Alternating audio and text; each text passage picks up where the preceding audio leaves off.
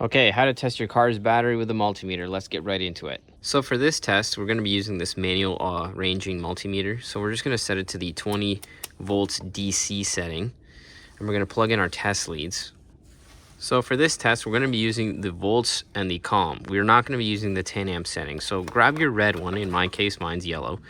And we're just going to put it in the volts. And the other one, the black one, we're going to put in the comm. So now that we've set up our meter, we're going to take the yellow or red test lead and we're going to place it on battery positive. And we're going to take the black one and we're going to place it on battery negative. And we should see something above 12 volts. If you see anything less than 12 volts, like 11.5, 11.7, anything between 11 and 12, I would say is discharged. You could try charging it up for an hour or go for a drive and test it again. If you have anything less than 11, like 10 volts, 10.5, you might be looking at a damaged battery. So for this next test, I've set up the meter to volts DC and I've got it capturing on a minimum mode. So if your meter has a min-max function, you can use this next test. If your meter doesn't, then this test doesn't apply to you. But we're gonna go crank the engine and we wanna make sure that we're capturing the minimum voltage that the battery is gonna go to. So we wanna see nothing less than 9.6 volts. So I'm going to crank the engine over right now and I'm going to shut it off and then we're going to check out what we get.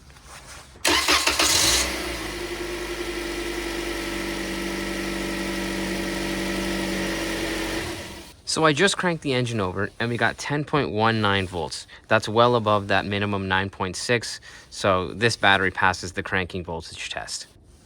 So I've switched back to my basic multimeter. Next up, what we're gonna do is we're gonna check the alternator's charging ability. So right now, engine's off and we're got 12.05 volts, again, above that 12 volts that we wanna see. So I'm gonna go crank the engine over and we wanna see anything above 13 to 14.5 volts.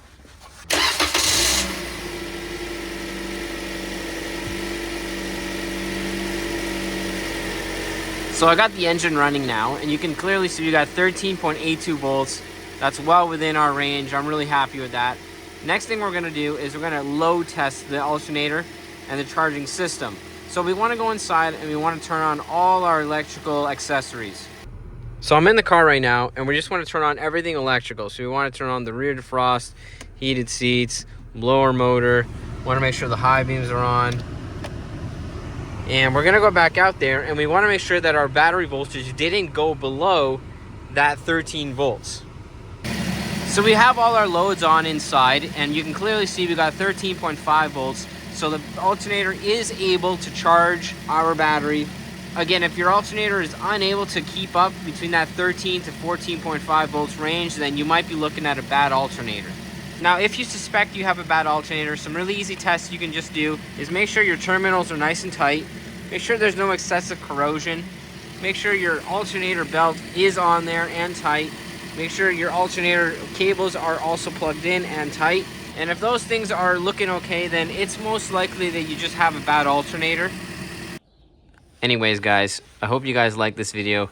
If you did, please leave a comment and a like so that I know to keep making more videos like this.